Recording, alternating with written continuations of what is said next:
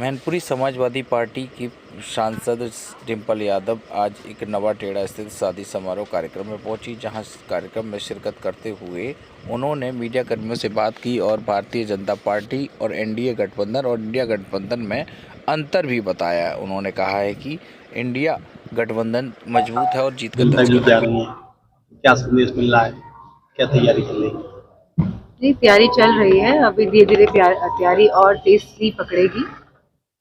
Bharatiya Janata party ने अभी तक अपना प्रत्याशी घोषित नहीं कर पाया, बता रहे हैं केशव प्रसाद मौर्य की किस तरीके से चुनाव लड़ने की? कोई ना कोई प्रत्याशी तो आएगा भाजपा की तरफ से। हम अपनी तैयारी कर रहे हैं, भाजपा वाले अपनी तैयारी कर रहे हैं।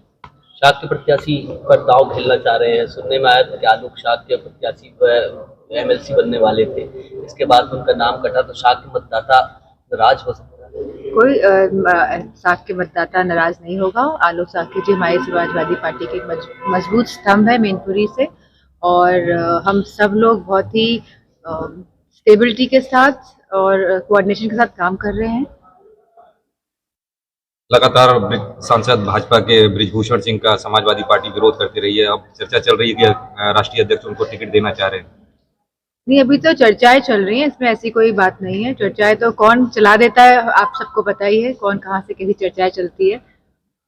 कोई सच्चाई नहीं है, बृजभूषण को टिकट देने की बात होती है। मुझे नहीं लगता इसमें अभी तक कोई सच्चाई है। अच्छा, बीएसपी मायावती के लिए अभी स्टैंड क्लियर नहीं हो पा रहा है कि आपकी पार्टी की बात चल रही है, गठबंधन पे अभी भी जगह है? गठबंधन जो होना था वो मुझे लगता है हो चुका है, क्योंकि गठबंधन की बात पिछले 6 महीने से चल रही है, अलायंस की बात। और अब जाके जब गठबंधन हो गया, सीट शेयरिंग भी हो गई है, तो इसकी मुझे कम लगती है इस बात में कोई भी वास्तविकता हो।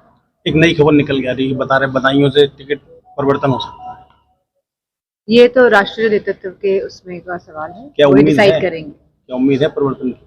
नहीं, मुझे इस बारे में कुछ नहीं पता। मुझे मैनपुरी के बारे में पता है। मैनपुरी की दिल्ली के मुख्यमंत्री अरविंद केजरीवाल का इस बार लोकसभा चुनाव में उनका कहना है कि इस बार धर्म और अधर्म का युद्ध। मैं समझती हूँ इस बार संविधान को बचाने का युद्ध है, और सभी पार्टियां जो संविधान के पक्ष में हैं, जो स्वतंत्रता के पक्ष में हैं, जो राजनीतिक, सामाजिक और आर्थिक न्याय जो जनता को मिले उसके पक्ष में हैं, वो सब पार्टियां एक साथ आ चुकी है, मजबूती के साथ चुनाव लड़ रही है। बीजेपी कह रही है समाजवादी पार्टी घबराई हुई है। मैनपुरी जो सीट बीजेपी जीतने जा रही है, तो उसको लेकर समाजवादी पार्टी लगातार मीटिंगें कर रही है, घर घर जाके दौर लगा हुआ है लोगों से मुलाकात करने के लिए। अगर हम लोग घर घर जाके दौरे करते हैं तो भी दिक्कत है, अगर नहीं जाते हैं तो भी दिक्कत है। दिक्कत तो हर बात से है।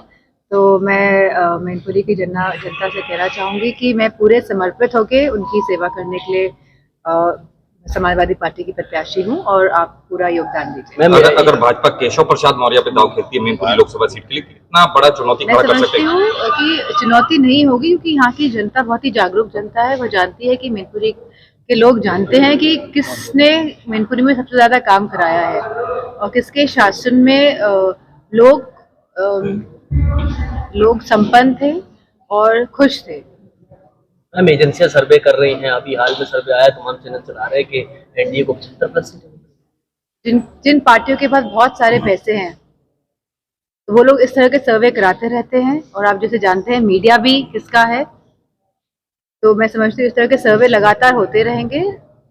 संवैधानिक संस्थाओं पर जैसे लगातार आप बोलते रहे चुनाव में इनका दुरुपयोग होता है, इस बार भी अगर होता है तो आपकी क्या तैयारी है और किस तरह से निपटेंगे?